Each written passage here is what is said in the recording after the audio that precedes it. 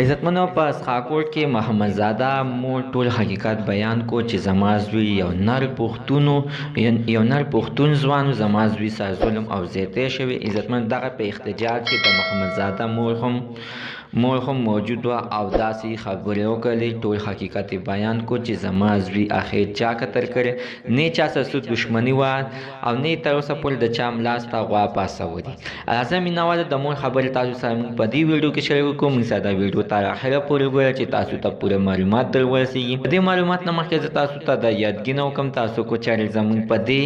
په دې سوپر کلیک چینل کې نوی وای، چینل هم نوی سبسکرایب کړئ. مهرباني وکړئ تاسو زمونږ د سوپر کلیک چینل د سره سبسکرایب کړئ. خوا کې سره د ټلې نشان وای چې خا یو نوی معلوماتي ویډیو تاسو ته په اسانۍ باندې تر ورسیږي. عزتمن د اسخاکوټ اوسیدونکو نر ځوان محمد زادہ قاتلانو ډېر سخت بې دردۍ سره قتل کړی دی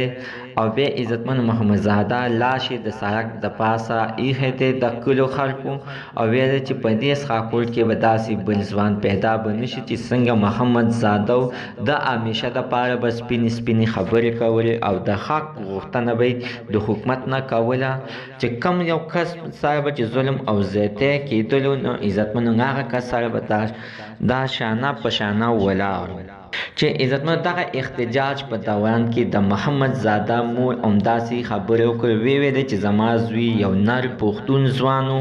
تر اوسه پورې ما سره د خپله نه ده ګډه کړې، یعنې په کور کې مور او پلار سره حتما د بچي مې توتی راځي. خو عزتمن محمد زادہ مور ویله چې د تر اوسه پورې ما سره داسې په ترخه خوله خبرې نه دي کړې، همیشه دپاره به د ده خوله کې خندا وه زما دپاره. خو محمد زادہ زما زړه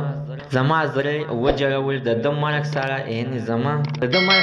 زما حوصلې اوچتې شولې، ځکه چې دومره کلی پې خفه دی نو حتما زه به پې ولې به پې نه خفه کېږم، زما یو زوی و. خو عزتمن مور په خپله باندې ویل چې په اسخاکوټ کې به داسې بل ځوان به پیدا نه شي چې څنګه محمد زادہ د همیشه دپاره به سپینې خبرې کولې او حقیقت وینا به کوله. دا د دکې د وجې نه عزتمنو چا بې دردۍ سره قتل کو. مینهوال زموږ د سره تر نن ورځې معلومات د دې پورې د نوي معلومات لپاره د سره زموږ د سوپر کلیک چینل د سره سبسکرایب کړئ. خوا کې ورسره د ټلۍ نشان ووهئ چې هر یوه نوي معلوماتي ویډیو تاسو ته په اسانۍ باندې تر